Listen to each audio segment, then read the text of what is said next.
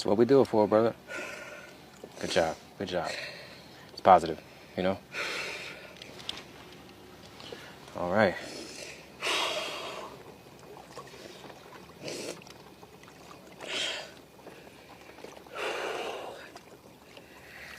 She's in the back of the vehicle. Okay.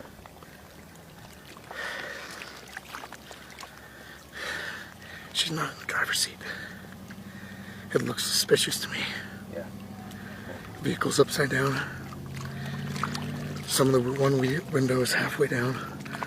One window is all the way down. Whew. Call the authorities. We help families all across the nation, and when we find out, they are notified first. So we're going to notify them first. My very next call will be the local authorities. I'm now in the hands of the awesome launch crew I've seen in action during the past 2 days.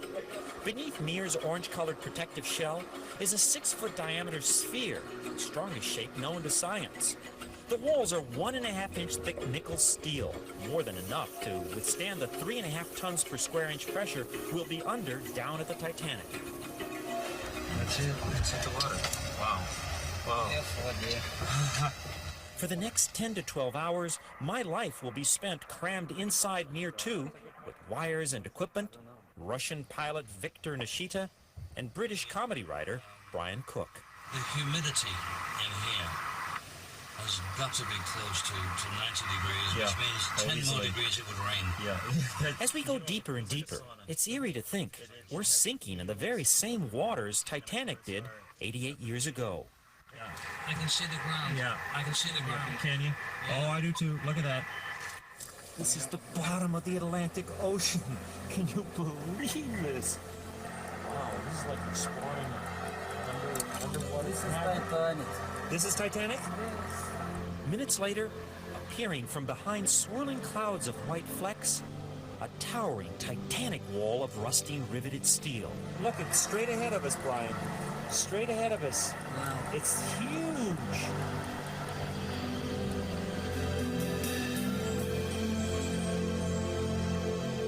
The Titanic split in two before sinking.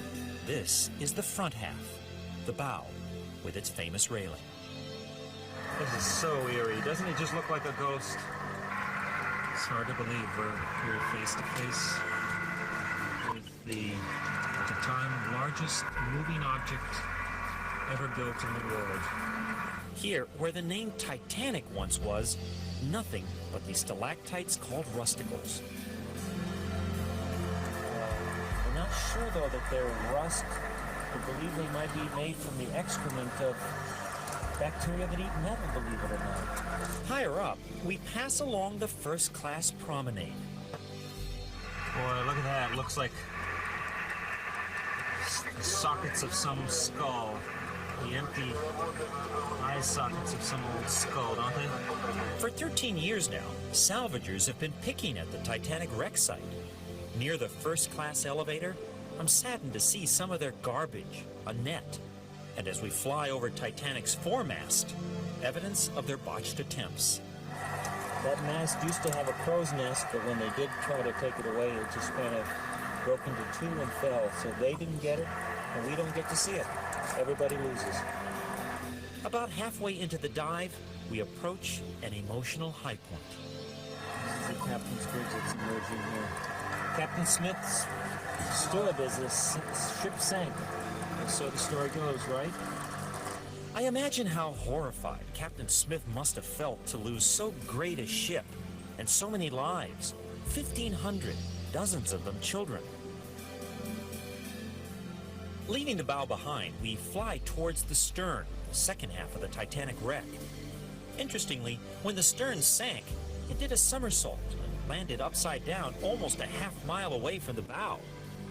As we approach, we're suddenly caught up in a strong underwater current that pushes us towards the stern's 21-ton starboard propeller. Oh my gosh. Oh my gosh, look at the size of that thing.